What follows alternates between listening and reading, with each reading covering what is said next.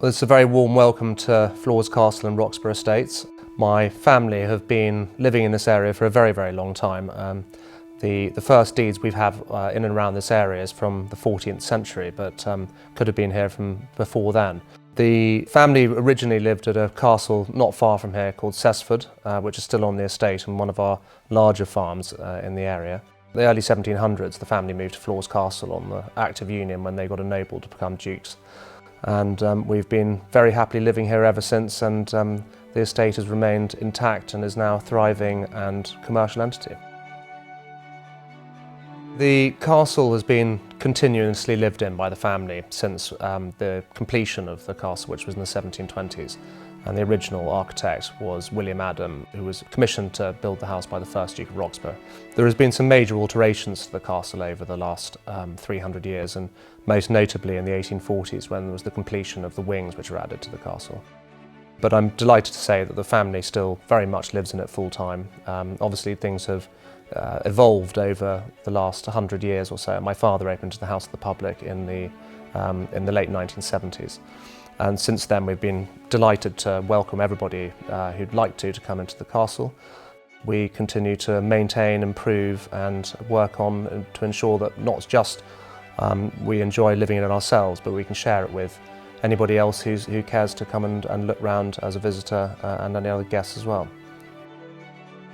We have an in-house works department on the estate, which is run by the estate office and has got the most extraordinarily skilled tradesmen and craftsmen who not only work on the actual castle itself, but actually all of the estate properties, farm buildings and the general maintenance around the castle and the further estate too. There are, naturally with a house of this scale, there are some very serious projects which need to be undertaken from time to time. And having such a skilled team in-house to know the place, know the castle, know how things work is for us absolutely key. But these houses, as I've said before, are living and breathing organisms, and they need constant love and attention, and we heap all of that on with the investment we make in the castle and the other buildings in the area.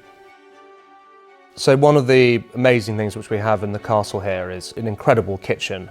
We've always been very keen on our food in this family and have been very spoilt with having some fantastic chefs which we now also share through the food and beverage outlets we have here at the castle.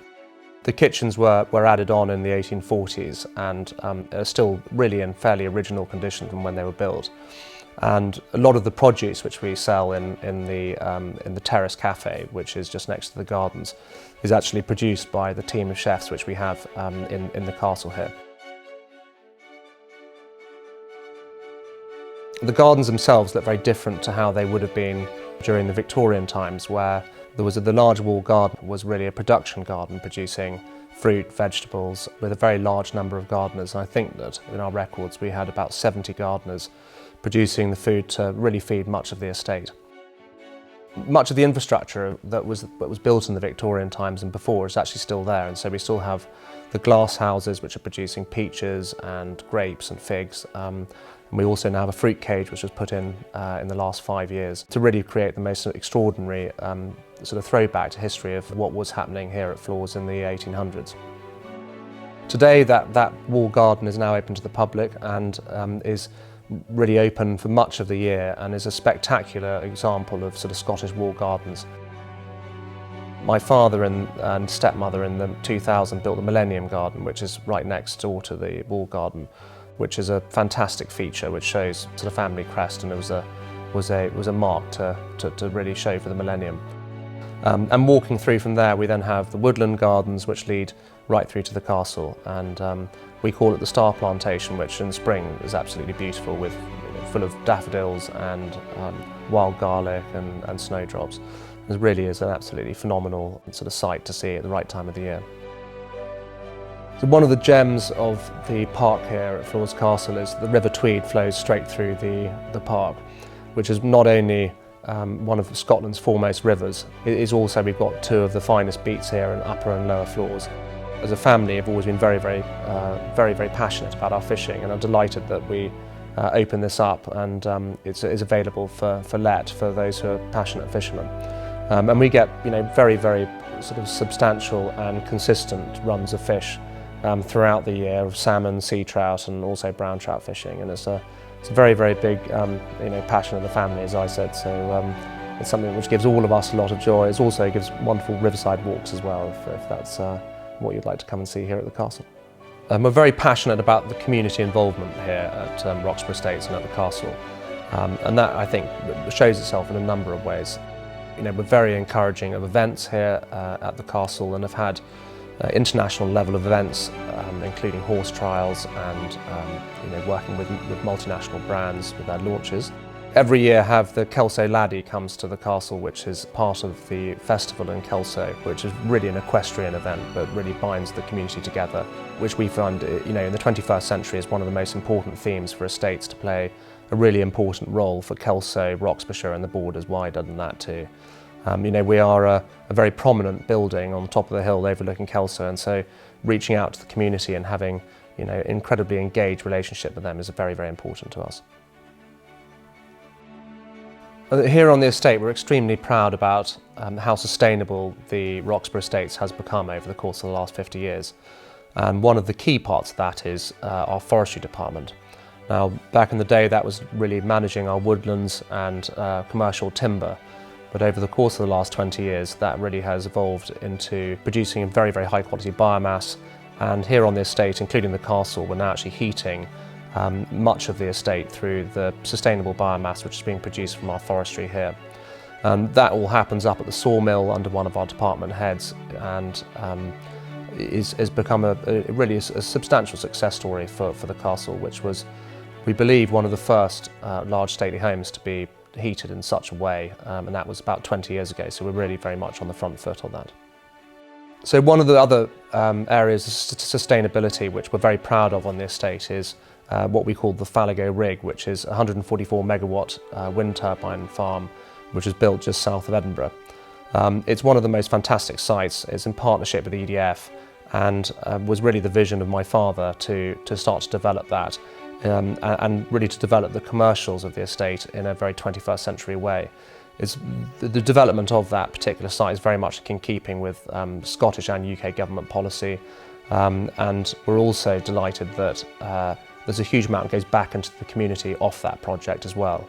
The Falago Environment Fund was set up at the same time that the wind farm was being developed, and that produces over £250,000 a year every year to local projects, and has become a really very high value thing for us to put back into the local community.